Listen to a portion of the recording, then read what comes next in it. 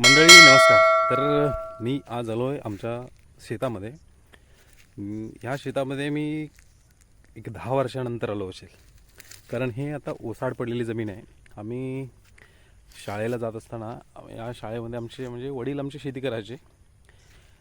आमची बैल वगैरे होते.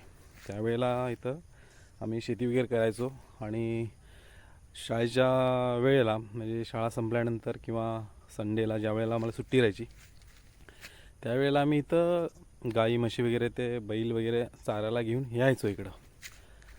आणि त्याच्यानंतर आम्ही ज्या वेळेला आमचे कॉलेज वगैरे संपलं त्याच्यानंतर मी जेव्हा कामाला बाहेर जायला लागलो त्यानंतर आमचं येणं व्हायचं, पण रोडवरून यायचं आणि जायचं असं होतं. आणि त्याच्यानंतरही इथं एक छोटासा म्हणजे खूप मोठा असा आंबा होता. आंब्याचं झाड होतं खूप मोठं. म्हणजे इतका मोठा होता की त्याला 3 माणसांनी जर 3 व्यक्तीने अशी जर धरलं हात असे तरी त्यांचा घेर तर त्या झाडाच्या खोडाला म्हणजे असं पुरत नव्हता. इतकं मोठं झाड होतं, खूप उंच असं झाड होतं. पण ते खूप जुनं होतं आणि ते आमच्याकडं मालकी म्हणून देतात. म्हणजे ते झाडी तोडली जाते आणि परत नवीन लावली जाते. आता आम्ही तर नवीन लावली नाही आहे, पण ते तोडलं गेलं. त्याच ठिकाणी आता हे करवंद हे आलेले आहेत. मी तुम्हाला दाखवतो ती करवंद. आणि ते या कोकण भागातील एक खूप सुंदर फळ आहे ते. आणि त्याला शुद्ध मराठीमध्ये रानमैना किंवा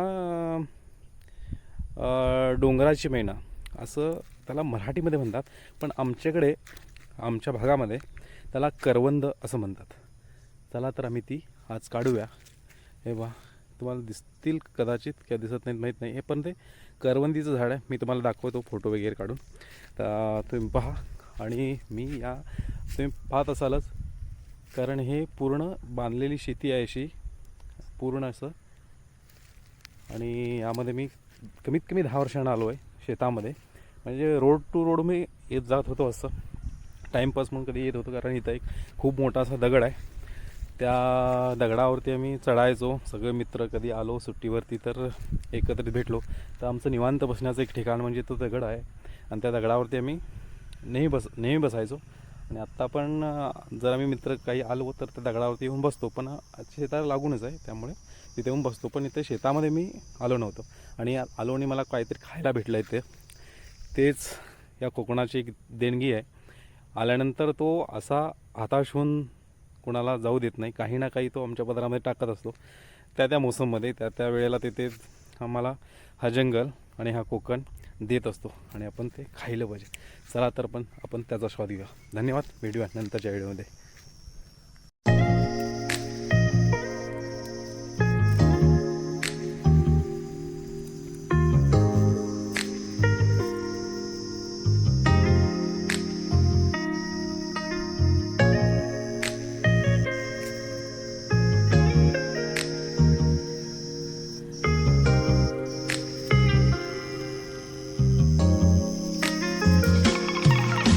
तर मंडळी पहा, मी हे काढलेलं आहे.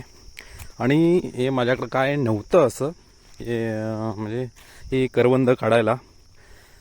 आणि मी असं हे पानाचा कटोरा केलेला आहे. आणि ही कला पहिल्यापासूनच आम्हाला अवगत होती आणि प्रत्येक माणसाला ती अवगत असते. कारण आम्ही खेड्यातली सर्व माणसं आहोत. तर हे प्रत्येक कोकणी माणसाला माहितीच आहे, कोकणात राहणाऱ्या प्रत्येक माणसाला, की कसं काय करायचं आहे. आणि ह्या आमचं शेत म्हणजे पूर्ण जंगलामध्येच आहे. तुम्ही पाहू शकता हे पूर्ण आमचं शेत आता जंगलमय झालेलं आहे. मोठी मोठी झाडं झालेली आहेत त्याच्यामध्ये. पण आता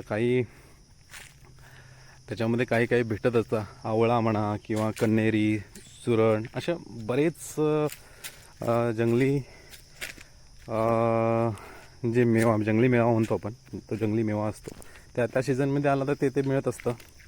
चारं चुरणं असं काय म्हणतात. आणि आज मी हे काढलेलं आहे. आणि हा रोड सरळ नंतर गोव्याला जातो असाच.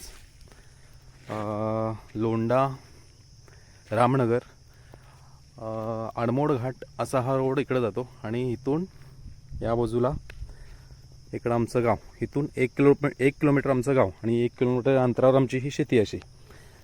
आणि आता वातावरण पावसाचं आहे, अजून थोडं मी राहिलो असतो, पण वातावरण पावसाचं आहे त्यामुळे जावं लागणार. कारण अचानक येणारा पाऊस आला तर झपकन येतो आणि तुम्हाला भिजून जातो आणि थांबेल की न थांबेल ह्याचाही भरोसा नाही. तुम्ही पाहू शकता इथं शिंतोडे पाण्याचे थेंब येत आहेत, गाडीवरती दिसत आहेत ना थेंब वगैरे असे पडलेले लहान लहान.